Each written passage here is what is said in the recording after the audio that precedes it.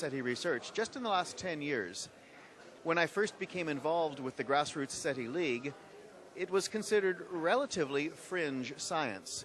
Today, the concept of extraterrestrial life, of technologically advanced extraterrestrial life, has entered into the scientific mainstream, and the general public is very open to the possibility that now, perhaps for the first time in human history, we have the technology to begin a meaningful search for our cosmic companions.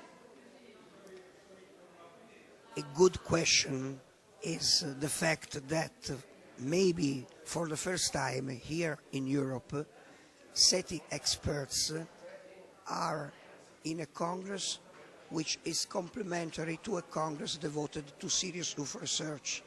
Since this situation is rather uncommon, but has the important effect to lead a lot of people also to SETI Congress. What is your opinion about what's happening now? I was very encouraged to find the cooperation that is going on here in Europe, and especially at this conference in San Marino, between the UFO research community and the radio astronomy research community. Because I believe that SETI scientists and true UFO researchers, not just the popularizers, but the true researchers, are doing the same research. By that, I should say, we are using different tools, studying different phenomenon, and using different techniques for analysis of data, but we all have a common objective, and that is to calibrate humanity's place in the universe. I'm very pleased to see the level of cooperation and collaboration that is going on now. Frank Drake is the father of the SETI research, and he was here with us 4 years ago. And he was impressed to see this form of cooperation between different people who are handling different arguments like UFO research and SETI research.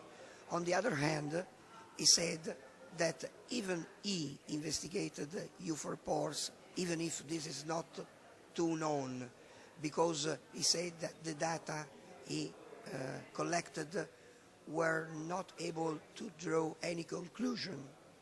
Do you think about that? It's true that much of the UFO data is ambiguous or confusing or even contradictory. The point of SETI research is that we have some basic protocols in place to ensure that anything which we find will be analyzed collaboratively and independently verified. One of the basic rules of science is an event must be repeatable, duplicatable, verifiable before it can be taken seriously.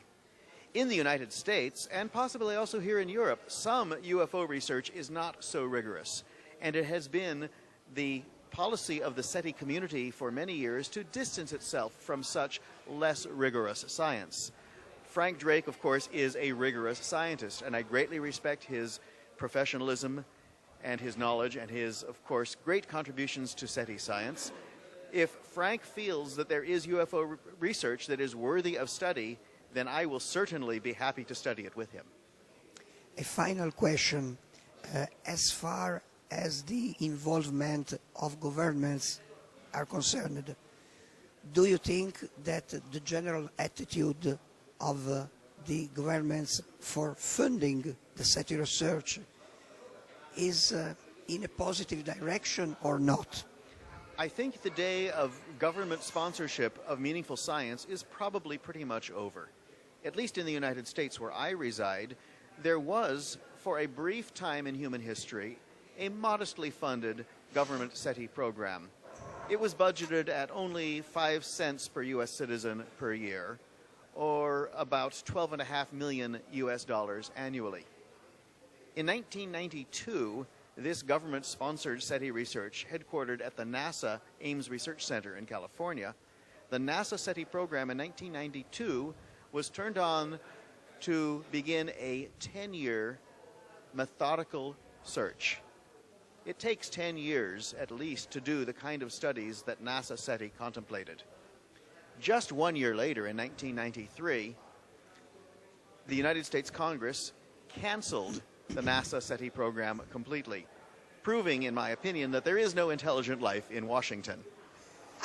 This should have been the end of our story, but SETI is the science that refuses to die. And since the cancellation of NASA SETI, numerous grassroots organizations around the world, run by private citizens, universities, and other institutes, have sprung forward to keep SETI science alive.